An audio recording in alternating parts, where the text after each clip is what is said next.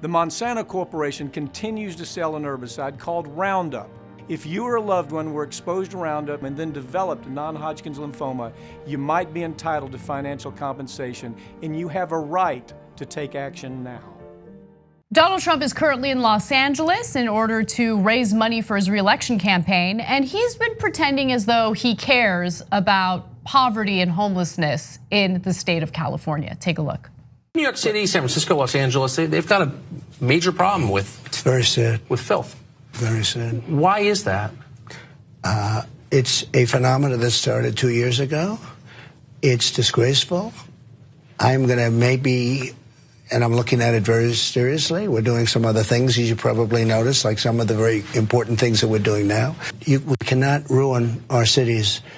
And you have people that work in those cities. They work in office buildings, and to get into the building, they have to walk through a scene that nobody would have believed possible 3 years ago. And this is the liberal establishment. This is what I'm fighting. You know, I had a situation when I first became president. We had certain areas of Washington, D.C. where that was starting to happen. And I ended it very quickly. I said, you can't do that. When we have leaders of the world coming in to see the president of the United States and they're riding down a highway, they can't be looking at that. I really believe that it hurts our country.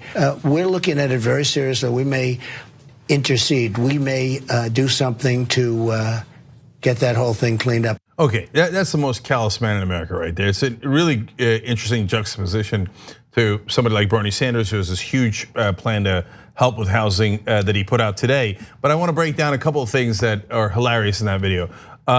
It all started 2 years ago. Well, you heard it, folks. It started in 2017 once Trump took the leadership position in this country. So homelessness caused by Donald Trump. Look, I'm kidding, but honestly, the proposals that he has put forward when it comes to housing in America will lead to an increase in homelessness. And I'll get to that in just a second. So, but does anyone think that homelessness became a problem only 2 years ago? And even if that were true, then he'd be blaming himself. What an idiot, as usual. And then he said, we're looking into it. Well, maybe looking into proposals. Oh, really? I'm looking forward to your proposals on housing. Hasn't happened yet. And so, well, they do have some proposals that would make it worse. Yes. Okay, so we'll tell you about that in a second. Anyway, but I like how he caught himself in the middle and like, maybe. He said, wait, would that help anybody that isn't a billionaire? I don't know, maybe, right? And then he says that, oh, we had this problem in DC, but it's okay, I ended it. I mean, he's like an Austin Powers character. My dad says outlandish things like he invented the question mark. Okay, so yeah, no, homelessness is done. Trump ended it in DC, so that's over. But actually, the biggest takeaway I had was not that he actually cares about the homeless or anyone who's had trouble in their lives. The poor corporate executives walking out of their office buildings have to step over them. And those poor business guys going into their office buildings.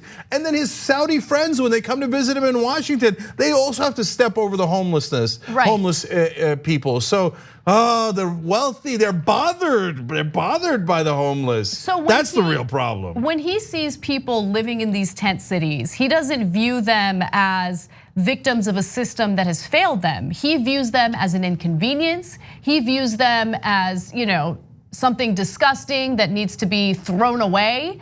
And his policies really do echo that. So for instance, remember we reported on the opportunity zones that the Trump administration has pushed for. And the opportunity zones would provide massive tax cuts and the deferral of capital gains taxes for these real estate developers who are supposed to go into places that are stricken with poverty and help to develop them and provide some affordable housing. But that is not actually what's happening. Oftentimes they'll get these massive tax cuts and they'll use that money to invest in new developments in areas that are already well-to-do. Also, let's go to graphic 3.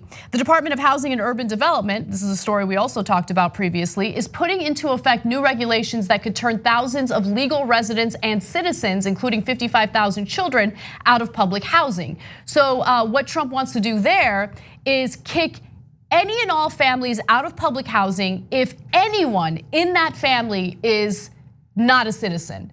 So let's say there are 2 parents and they have kids, if one of them or both of them are undocumented, doesn't matter if your kids were born in the United States. We're kicking you out of public housing. 55 children could be homeless as a result of that. 55,000. 55,000, sorry. So Donald Trump's solution for homelessness is let's increase it. And the guy has no empathy, but I'll tell you, a lot of Republicans that they struggle with that. And so what he's doing is he's triggering their most primordial instinct, which is disgust. We've discussed this in other episodes of the Young Turks. That's what bothers conservatives the most, things that are unclean or with the things that they view to be disgusting. So he's telling them, look, these people, they're not suffering. They're dirty and disgusting. And he does it with immigrants. Now he's doing it with the homeless. Right. And they're bothering good business people. And you and I might think, like, what a monster, has no empathy for those poor people that are freezing out in the streets, et cetera. But a lot of conservative voters look at that and go, yeah, man, that is a hassle. And they should clean that up before the Saudis get here. So I want to go to the next video because it gives you an idea of the face of homelessness, these families who are struggling. Who are they? What are they going through? Take a look. This week, we went back to check in on the family again.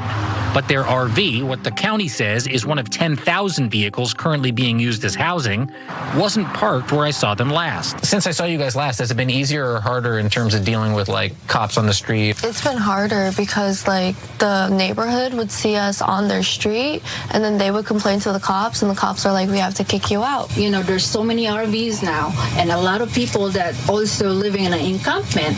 Those are the people, a lot of them are actually used to live in an RV. The people that are living in tents? Yeah. Let me get this straight. What you're saying is a lot of people are losing their RVs? Yeah. Because they either go to work and then they come back and the RV's gone. Yeah, so they bring food. I have to balance school, I have to balance work, I have to balance family and friends.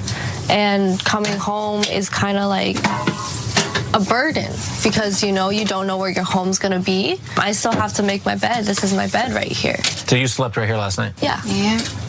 And then waking up is also a hassle. I don't know where the RV is gonna be in the morning, so I have to wake up earlier so I could actually get to school on time. It's hard.